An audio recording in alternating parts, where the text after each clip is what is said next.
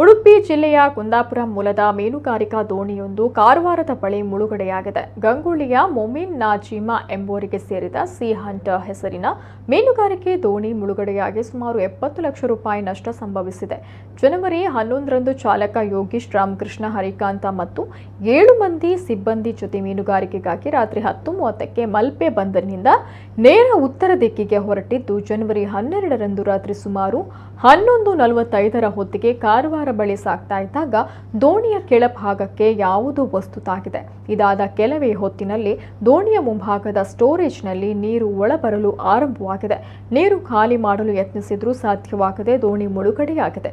ಸಮೀಪದಲ್ಲಿ ಬೇರೆ ದೋಣಿಯಲ್ಲಿ ಮೀನುಗಾರಿಕೆಯಲ್ಲಿ ತೊಡಗಿದ್ದವರು ಬಂದು ಮುಳುಗಡೆಯಾಗ್ತಾ ಇದ್ದ ದೋಣಿಯಲ್ಲಿದ್ದವರನ್ನ ರಕ್ಷಿಸಿದ್ದಾರೆ. ಬಳಿಕ ಅಪಘಾತಕ್ಕೆ ಸಿಲುಕಿದ ದೋಣಿ ಸಂಪೂರ್ಣ ಮುಳುಗಡೆಯಾಗಿದೆ. ಈ ಘಟನೆಯಲ್ಲಿ ಯಾವುದೇ ಜೀವಹಾನಿಯಾಗಿಲ್ಲ.